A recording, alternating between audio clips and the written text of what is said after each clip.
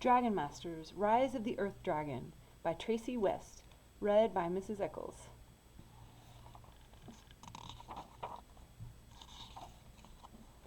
Chapter 1, To the Castle. Drake didn't see the king's soldier coming. He was busy digging in the onion patch. He pulled out a fat white onion. A worm crawled on it.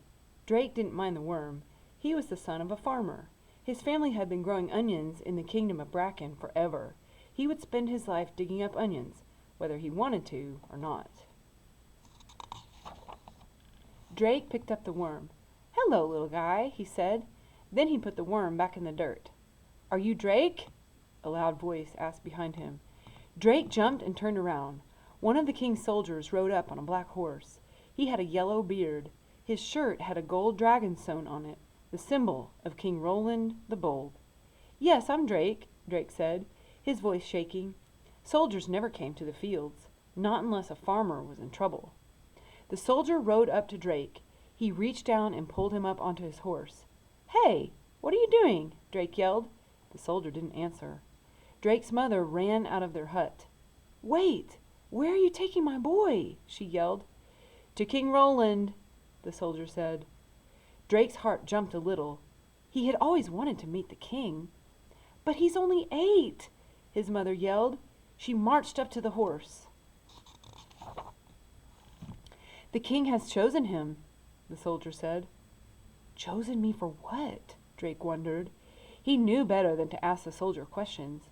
Peasants like Drake weren't allowed to speak unless spoken to. "The king will take good care of him," the soldier said. Then he spurred on the horse and sped off. "Drake, do as the king says," his mother called out. Drake had never been on a horse before. He held on tight. Drake's heart pumped fast as they raced through the village. They raced over the stone bridge. Finally, they stopped in front of King Roland's castle. The soldier helped Drake climb down from the horse. He opened the castle door and gave Drake a shove. They passed paintings and statues and people in fancy clothes. The soldier stomped behind Drake as they walked through the halls. Drake wanted to look at everything, but the soldier gave him a push whenever he slowed down.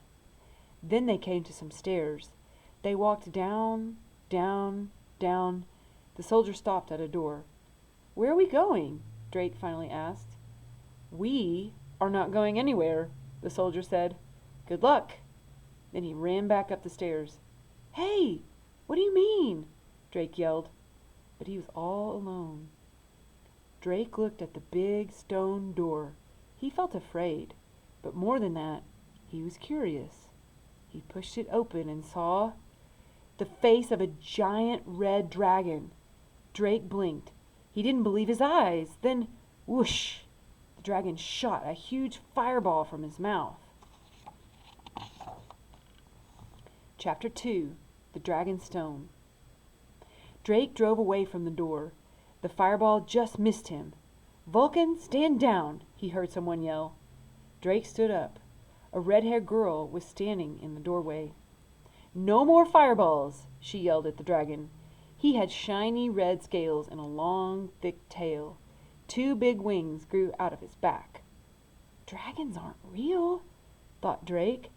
But Drake could see the dragon, and he had felt the heat from the fireball. A tall man walked past the girl. He had a long white beard. He wore a pointy hat and a dark green robe. "Welcome, Drake," the man said. "I am Griffith, the king's wizard." Did he say wizard? Drake had so many questions. "Is that a dragon?" he asked.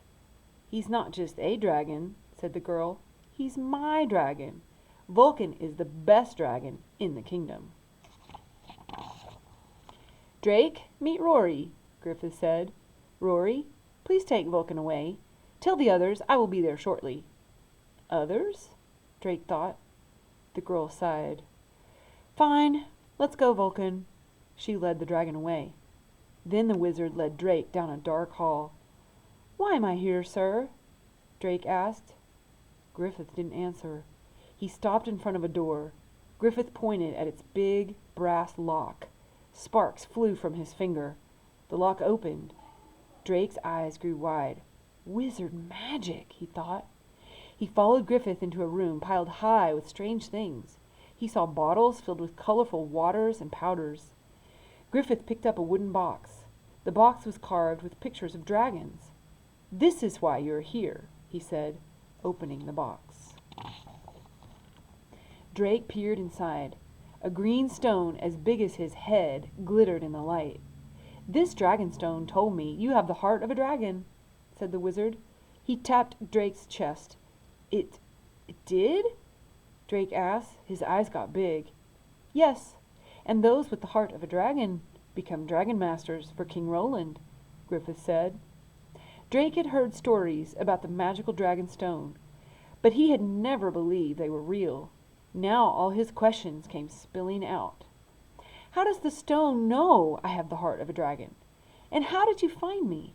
And what's a dragon master? And why does King Roland want dragon masters?"